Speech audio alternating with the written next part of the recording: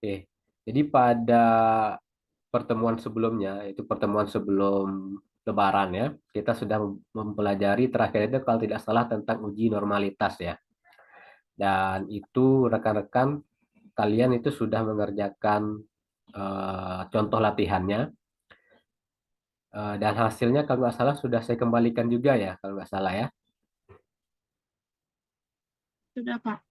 Sudah, Pak. Oke. Dan itu uji normalitas itu merupakan salah satu prasyarat awal sebelum kita melakukan uji-uji lainnya. Nah, hari ini bertepatan juga dengan 5 Syawal atau H+5 Lebaran, tanggal 26, kita akan masuk tentang materi tentang uji T. Kemarin kan sempat kita bahas tentang uji T. Ya, ini kelihatan ya.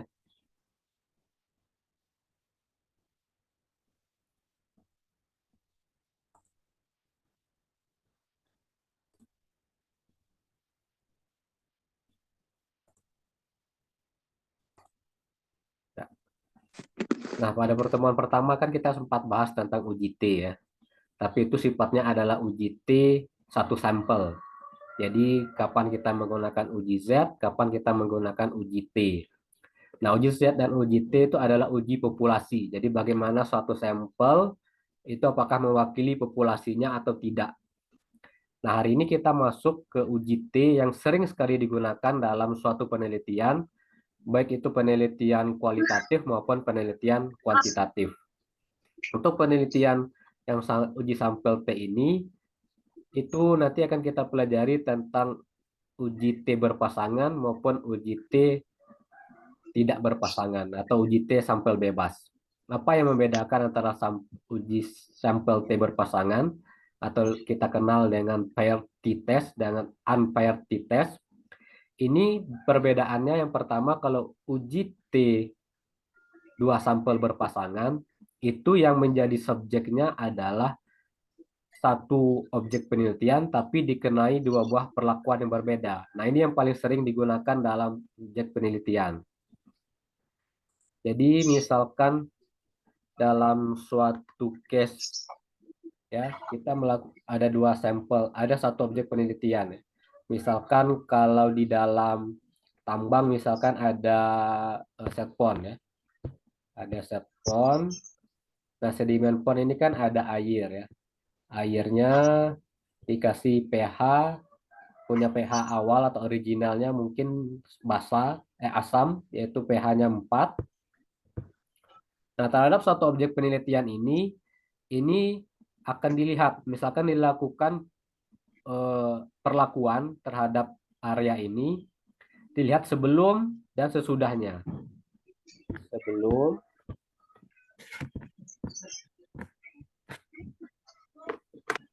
dan sesudah.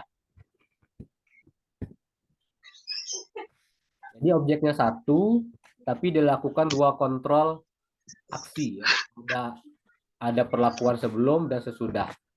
Nanti akan diamati apakah ada perbedaan antara sebelum dan sesudah. Jadi itu yang menjadi hipotesisnya. Hipotesis nolnya tetap. Jadi hipotesis nolnya nanti untuk sampel T yang berpasangan ini tetap H0-nya tidak ada perbedaan sebelum dan sesudah. Sedangkan H1 atau H alternatifnya ada perbedaan antara sebelum dan sesudah. Jadi uji sampel T berpasangan ini cukup sering dilakukan atau untuk sering dijadikan sebagai bahan uji dalam sebuah penelitian. Kita ingin mengetahui suatu objek, dia sebelum dan sesudah dilakukan perlakuan. Tapi objeknya sama ya, objeknya sama. Atau contohnya di dalam penelitian kualitatif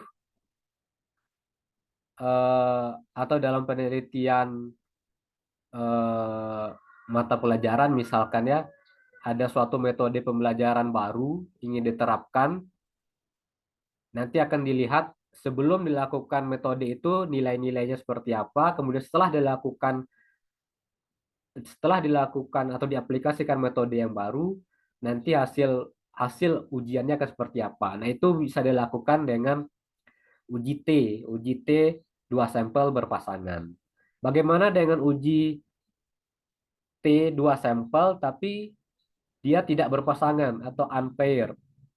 Nah, ini kita melakukannya uji sampel T, kita melakukan metode yang sama tetapi dalam terhadap dua objek yang berbeda.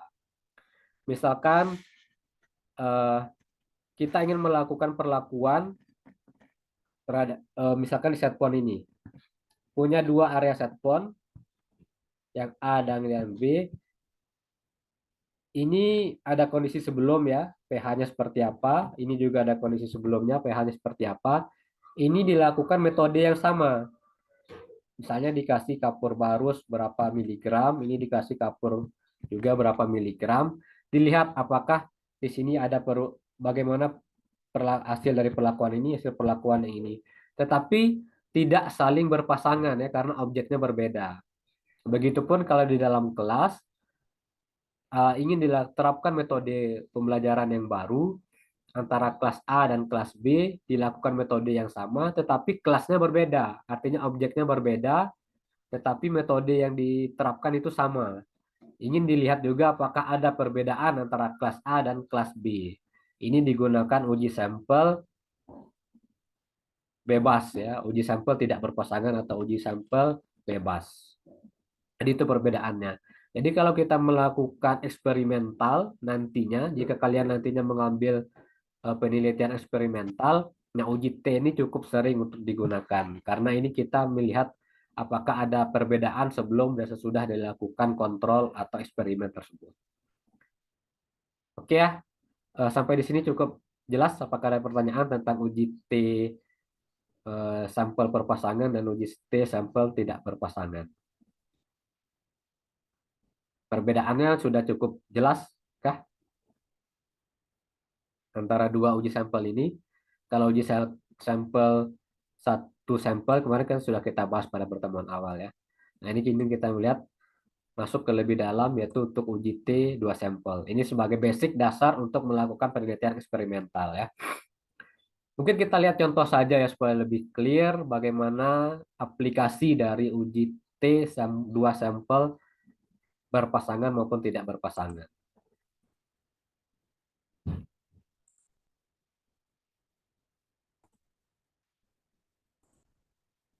Nah, misalkan ini nih.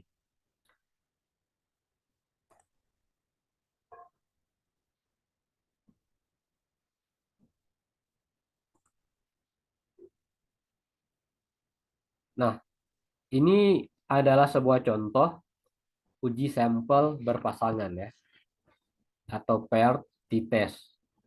Jadi kita ingin melihat atau menguji suatu metode dalam pengajaran statistika. Jadi dilihat nilai sebelum dilakukan metode tersebut. Ini adalah nilai sebelum. Ada 20 siswa yang menjadi subjek atau objek penelitian daripada objek daripada penelitian ini. Pada 20 siswa ini, pada sebelum dilakukan metode tersebut, ini adalah nilai-nilainya ya, nilai sebelum. Kemudian setelah dilakukan metode yang baru, akan dilihat juga apakah ada pengaruhnya atau tidak. Ini dilihat sesudah. Nah, ini adalah contoh soal atau contoh kasus yang menggunakan uji dua sampel berpasangan. Kita melihat satu objek yang sama, tetapi diberikan dua perlakuan yang berbeda. Di sini kan kita belum bisa menyimpulkan apakah apakah ada perbedaan antara sebelum dikasih metode tersebut dengan sesudah dilakukan metode tersebut. Karena nilainya kan masih naik turun nih. Contohnya si A. Si A sebelum dia dapat 78. Tetapi sesudah dia malah turun dapat 75. Sementara si B sebelumnya 60, setelah dikasih perlakuan dia naik jadi 68 ya. Ada yang berarti dalam artian ada yang naik, ada yang turun. Si G ini juga mengalami perlakuan yang turun. Ini juga turun. Jadi masih belum kita bisa mengambil kesimpulan apakah ada perbedaan atau tidak. Nah, disinilah fungsi daripada uji T ini untuk kita bisa mengambil kesimpulan apakah ini ada perbedaan atau ada dampaknya atau tidak dilakukan metode baru tersebut. Nah, kita langsung coba untuk menyelesaikan soal ini. Hal pertama apa yang perlu kita lakukan dalam uji T berpasangan ini? Yang pertama kan kita ada 5 tahap ya. Jadi hampir semua uji hipotesis itu kita menggunakan 5 tahapan perlakuannya ya. Yang pertama itu adalah kita harus menentukan, ini adalah contohnya ya. Yang tadi ini adalah nilai A dari 20 kelas tadi sudah saya salin dalam Excel. Ini adalah X1-nya sebelum dilakukan perlakuan. Ini adalah X2-nya setelah dilakukan perlakuan. Nah, langkah pertama yang kita lakukan adalah kita menentukan hipotesisnya ya. Itu adalah langkah pertama. Dalam hal ini, hipotesisnya apa? Hipotesisnya adalah H0 dan H1. Apa yang menjadi H0-nya? H0-nya adalah tidak ada perbedaan antara sebelum dan sesudah. Jadi H0-nya itu sebelum dan sesudah sama saja ya. Artinya atau bisa ditulis juga X1 sama dengan X2 ya. Tidak ada perbedaan. Jadi sebelum dilakukan perlakuan dan setelah dilakukan perlakuan itu tidak ada perbedaan hasilnya. Sedangkan H alternatif atau H1-nya adalah ada perbedaan atau terdapat dampak.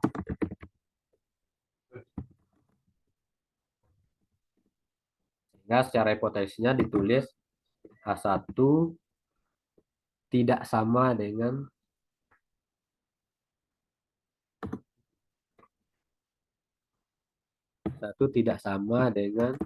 X2. Kalau tidak sama dengan X2 berarti nanti akan dilakukan uji dua pihak ya. Kalau uji satu pihak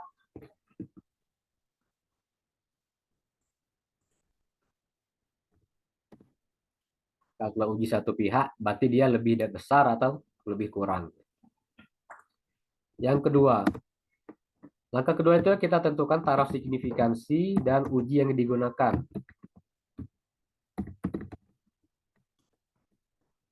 Ujinya apa? Tentu saja kita misalkan di sini kita gunakan alfanya adalah 5% dengan tarif berarti tingkat kepercayaan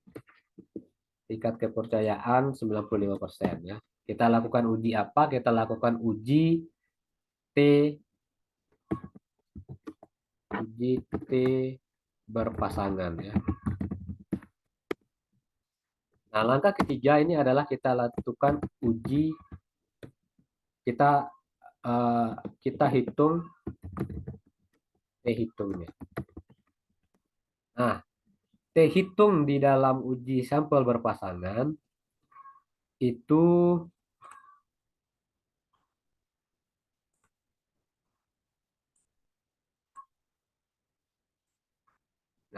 rumusnya ini ya. Jadi ini diingat dan dicatat untuk uji T berpasangan, rumusnya adalah untuk menentukan T hitungnya, T sama dengan sigma D bar N dibagi simpangan baku per akar N. Ini adalah uji T hitungnya. Langkah-langkahnya untuk kita menyelesaikan soal ini, jadi dalam setiap langkah statistika ini yang perlu dilakukan adalah kita perlu membuat tabel. Jadi apapun soalnya itu usahakan membuat tabel. tabel yang dibutuhkan itu ada minimal ada 4 ya untuk uji T berpasangan ini. Untuk tabelnya ada X1, X2, ini perlakuan sebelum dan sesudah. Kita perlu D tadi dari ini ya, kita butuh sigma D. Sigma D-nya ini adalah selisih antara sebelum dan sesudah. Jadi D ini adalah X1 dikurang dengan X2. Kita buat tabel sendiri, X1 dikurang X2. Jadi tabel ini isinya X1 dikurang dengan X2. Ini lanjut sampai ke bawah ya, untuk 20 sampelnya. Jangan lupa ditambahkan tabel di bawahnya itu adalah jumlah atau sum, ya, karena nanti pasti akan berguna sumnya. Kemudian kita butuh D kuadrat.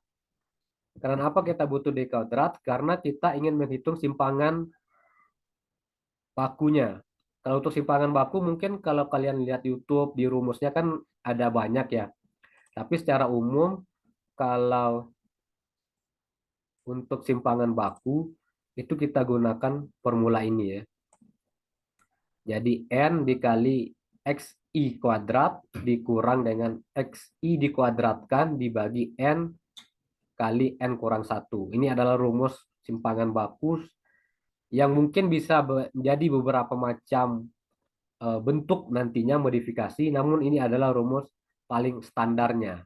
Ini yang bisa kalian gunakan kalau misalkan kalian bingung nanti ketemu ya kok rumus untuk simpangan itu berbeda-beda. Nah, secara umum bisa kalian gunakan ini ya. Untuk XI kuadrat, N dikali XI kuadrat dikurang XI dikuadratkan dibagi N dikali N kurang 1. Karena apa kita butuh S? Karena di dalam formulanya itu ada kita butuh S timpangan bakunya. Jadi langkah pertama yang kita butuhkan, karena di sini ini sudah modifikasi ya. Kalau kalian lihat di sini, ini sudah modifikasi rumusnya, tapi itu adalah rumus dasarnya yang awal itu yang tadi. Berarti kita butuh S, butuh sigma D per N ya. Kita butuh S-nya, butuh N-nya. Berarti apa yang harus kita lakukan? Yang pertama adalah kita cari berapa sih sigma D-nya. Nah, sigma D-nya itu berarti XI kurang X kuadrat, XI kurang X1 kurang X2, ini dikuadratkan hasilnya ini. Kemudian D kuadrat ini kita butuh apa? Kita butuh untuk menentukan S-nya. Ya. Nah, caranya kita masukkan rumus tadi. Jadi rumus tadi itu adalah kita masukkan ke sini. S kuadrat berarti sama dengan N jumlah data dikali ini ya. D kuadrat ini kali X kuadrat atau D kuadrat ini dikurang ini ya. D dikuadratkan dibagi dengan N dikali N kurang 1. Itu hasilnya ini 31,42 yang S kuadrat. Kemudian tentukan S, tinggal S sama dengan akar dari S kuadrat. Ini hasilnya ini 5,61. Itu adalah S-nya.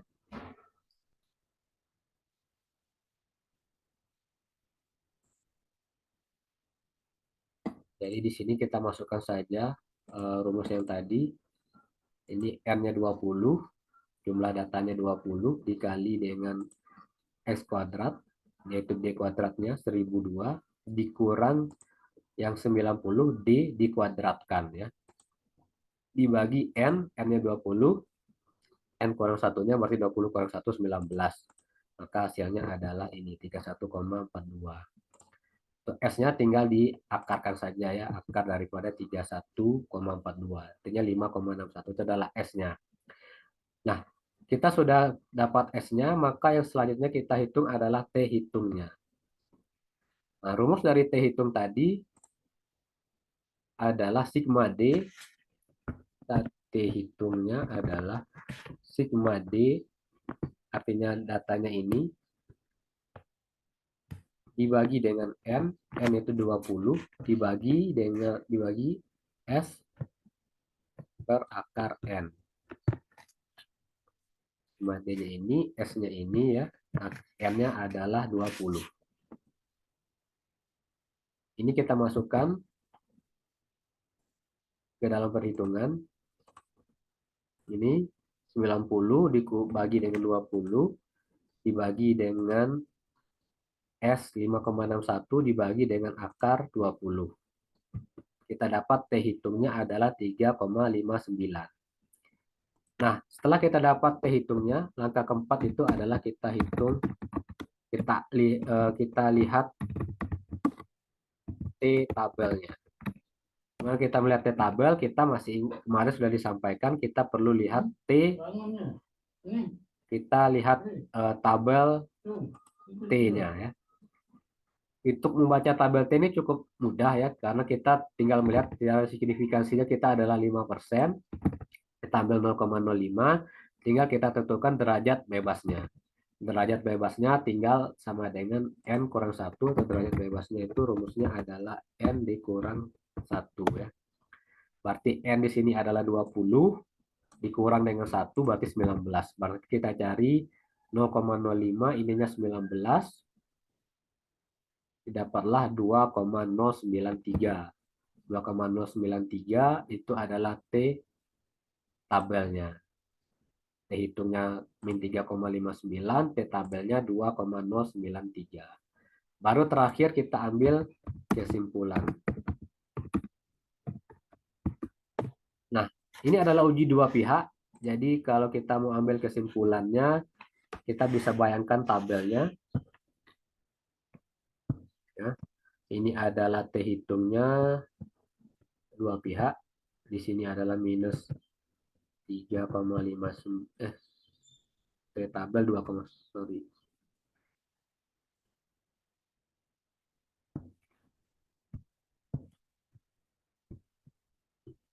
Kita punya T hitung, T tabel 2,093 minus, ini adalah 2,093. Kita punya T hitung minus 3,59, itu posisinya ada di daerah penolakan sini ya. Minus 3,59. Nah, karena dia ada di daerah penolakan, berarti H0-nya ditolak. Atau H1-nya diterima, ada perbedaan atau terdapat dampak terhadap dari metode tersebut. Itu kesimpulannya ya. Jadi kesimpulannya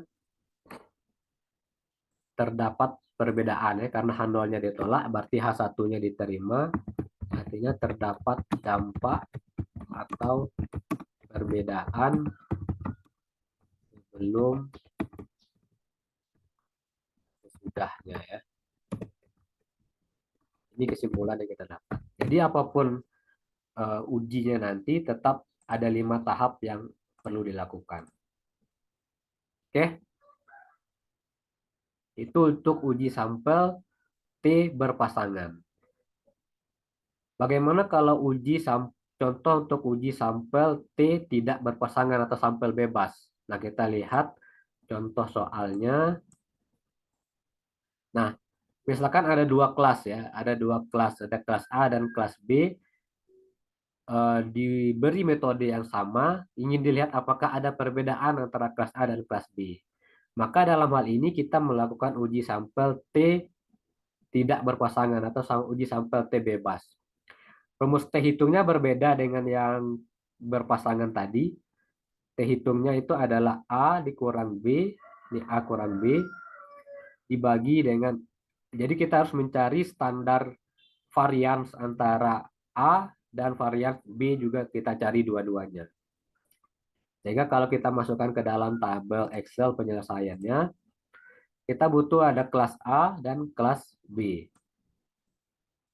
Ini adalah kelas A, ini kelas B. Ini jumlah dari total nilai kelas A, jumlah total nilai adalah kelas B. Jadi di sini kita tidak melakukan sebelum dan sesudah karena objek penelitiannya berbeda. Jadi kita tetap membuat dua metode tersebut pada dua objek yang berbeda, tapi metodenya sama, kita lihat hasilnya apakah ada perbedaan antara kelas A dan kelas B. Apa saja yang kita butuhkan? Karena kita butuh yang pertama adalah A kurang B, maka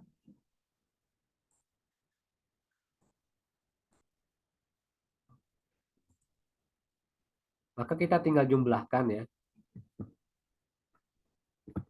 Terus kita perlu mencari simpangan atau varians daripada A dan varians daripada B. Maka kita perlu tambahan tabel lainnya yaitu A kuadrat dan B kuadrat. Ini untuk menghitung SA kuadrat dan SB kuadrat, ini rumusnya sama ya. Yang tadi kita gunakan rumus varians yang tadi. S kuadrat itu sama dengan N jumlah datanya dikali dengan A kuadrat, jadi yang ini, dikurang A dikuadratkan. A dikuadratkan itu adalah 27 ini, jumlah sigma A dikuadratkan, ini 27 dikuadratkan, dibagi N dikali N kurang 1. Ini adalah rumus dasarnya. N-nya itu berarti adalah 5, 5 dikali 4. Nah, kita lihat, kita masukkan, coba kita masukkan di sini. Nah, SA kuadrat kan 5 ya. 5 adalah jumlah datanya dikali dengan A kuadrat. Kemudian dikurang dengan 27 dikuadratkan dibagi N 5. N kurang satunya 5 kurang 1 adalah 4. Maka didapatkan 0,8. Untuk SB-nya juga sama ya. Kita 5 jumlah datanya 5. N dikali B kuadrat. B kuadratnya ini dikurang B dikuadratkan. Jadi 42 dikuadratkan dibagi N-nya 5 dikurang N kurang 1, berarti 5 dikali 4. Nah, kita dapatkan SB kuadratnya itu 1,3. Ini SA-nya sudah dapat, SB-nya sudah dapat. Ini minus 3 ini dari mana? A kurang B. A kurang B itu berarti sigma A, total A 27, total B yang 42 dikurangi dalam minus 3. Nah, langkah selanjutnya itu kita masukkan ke dalam T hitung ini. Kan A kurang B sudah dapat minus 3 tadi ya.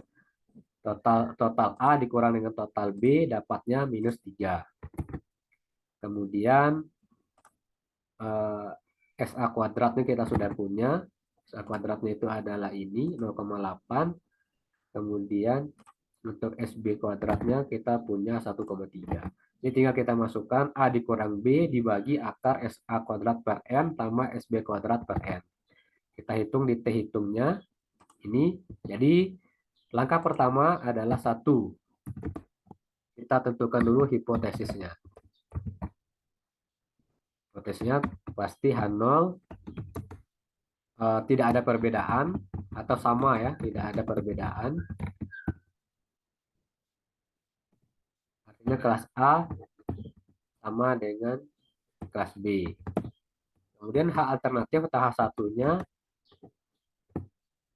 ada perbedaan atau ada dampak ya. Ada perbedaan A dan B. Atau A tidak sama dengan B. Langkah 1. Langkah 2 kita tentukan taraf signifikansinya, alfanya dan uji apa yang digunakan. Alfanya kita gunakan 5% saja, 5%. Kemudian ujinya adalah alfanya 5%.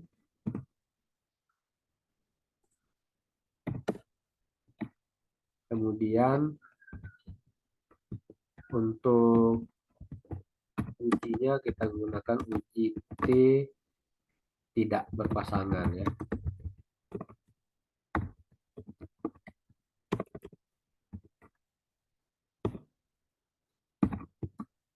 Uji T tidak berpasangan. Nah, angka ketiganya baru kita uji, kita lakukan hitungnya. Hitungnya tadi kita gunakan rumusnya ini, kita sudah dapat semua datanya. Hitungnya ini ya. Pertama A kurang B ini angkanya 3. Makanya kita dapat 3 sini. Kemudian akar daripada SA kuadrat dan 0,8 dibagi dengan N-nya 5, ditambah dengan SB kuadrat 1,3 ya, dibagi dengan 5. Kemudian dijumlahkan, kemudian diakarkan, hasilnya dapat minus 4,69, minus 4,6.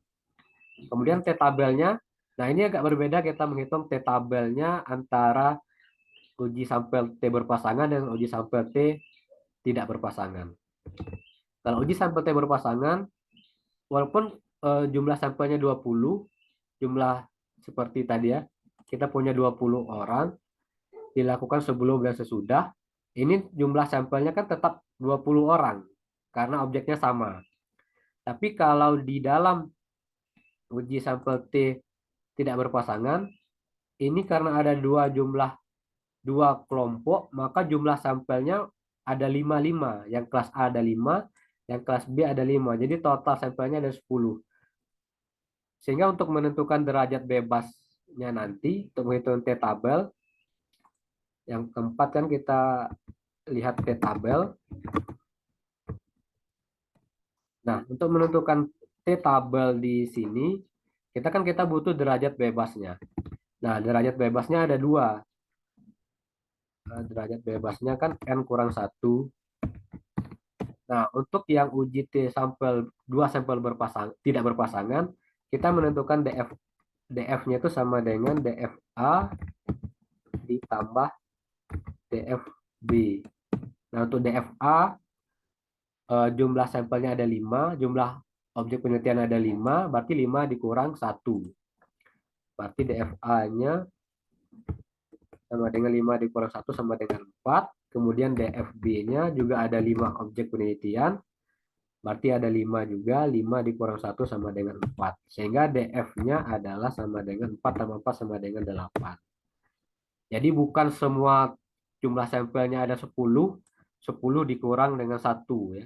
Tapi dipisahkan antara A dan B kemudian ditambah. Sehingga jumlah sampelnya adalah 8. Kalau semua totalnya kita jumlahkan, kemudian dikurang 1 kan cuma 9. Jadi berbeda untuk yang uji sampel T bebas ini. Berarti kita lihat uji sampel 2 arah, yang 0,05, yang 8 kita dapatkan 2,306. Nah, itu adalah T tabelnya 2,306. Baru terakhir kita lihat kesimpulan. Kesimpulannya sama ya, cara penelitian kesimpulannya kita coba bayangkan di sebuah graf.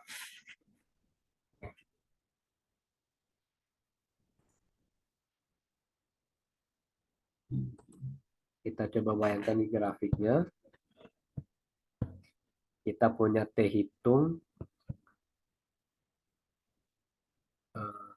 T tabel ya, 2 minus 2,306, atau di sini 2,306.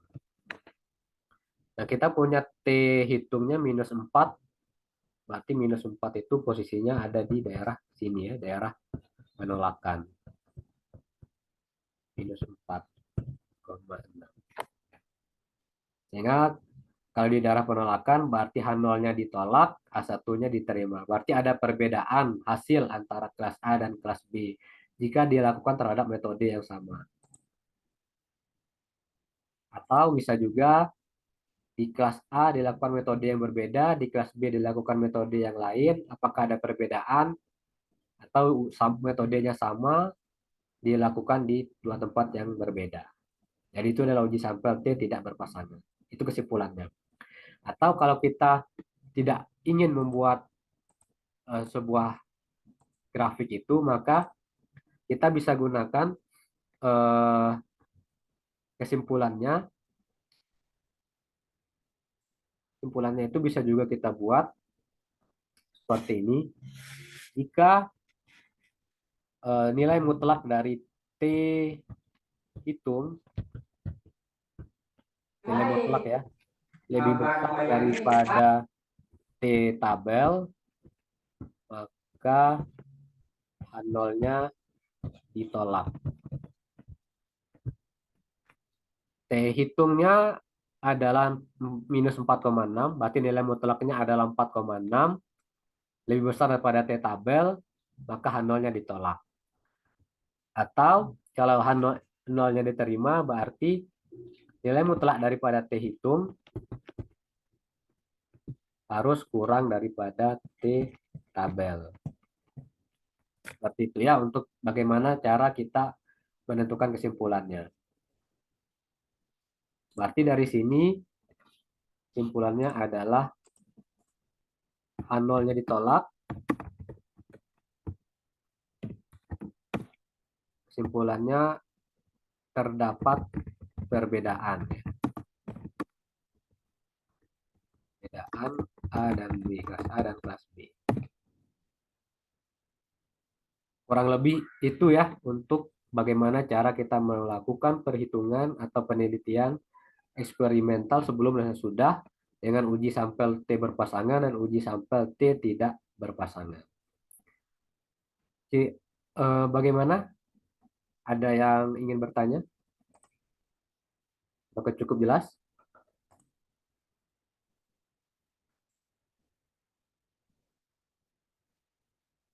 Cukup jelas? Jelas, Pak. Jelas ya. Kalau jelas,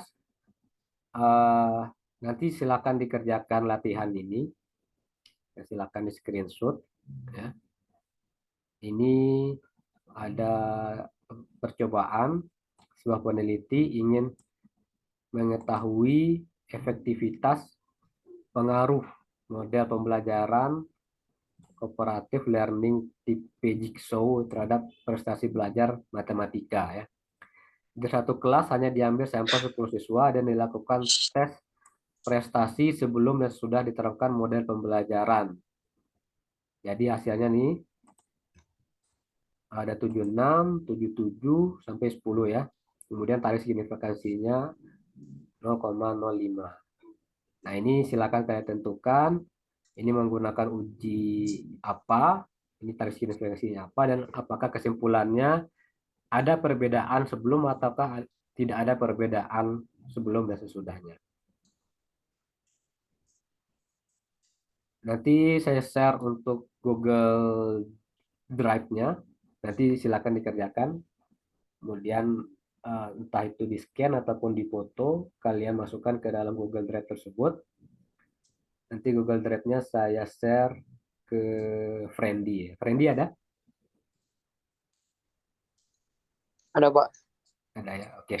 Share ke Friendly, Google Drive-nya silakan dikumpulkan di Friendly. Oke, ada pertanyaan? Cukup jelas materinya? Jelas, Pak. Jelas, Pak.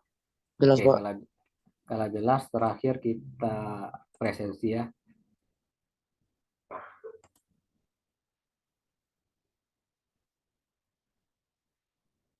Saya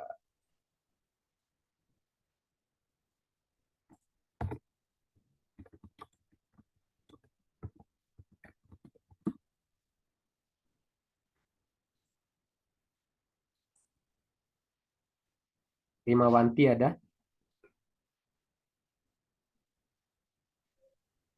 Nggak ada, Pak. Tidak ada. Oke. Pasha, Amel, Hadir, Pak. oke. Lucia, Sitompul, ada? Ada Lucia? Siap hadir, Pak. Oke. Egi Sayenri, Siap hadir, Pak. Maisa, Siap hadir, Pak. Rizky Al-Khalidi, Hadir, Pak. Samuel Tampu Bolon, Hadir, Pak. Normalisa, Hadir, Pak. Salsabila, Siap hadir, Pak. Rini, Siap hadir, Pak.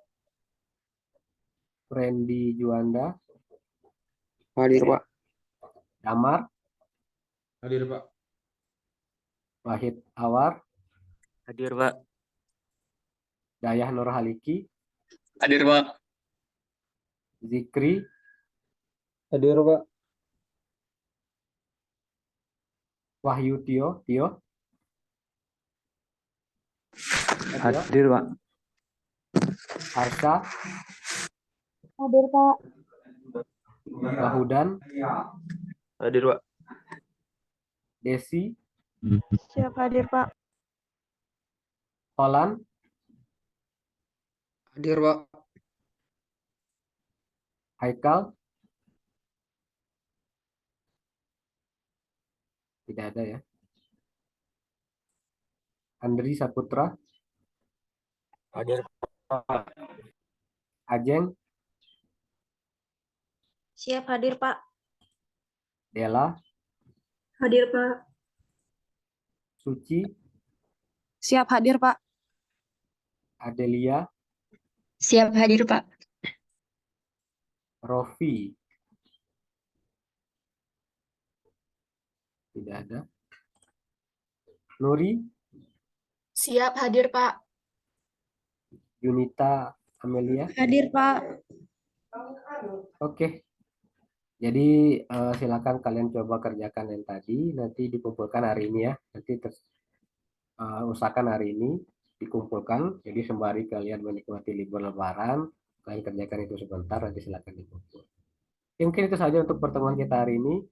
Silakan menikmati pertemuan dengan keluarga. Saya akhiri ya. Bila taufiq wal hidayah. Assalamualaikum warahmatullahi wabarakatuh. Sampai ketemu di lain kesempatan. Waalaikumsalam Waalaikumsalam warahmatullahi wabarakatuh. Terima kasih, Pak. Selamat Lebaran, Pak. Oke.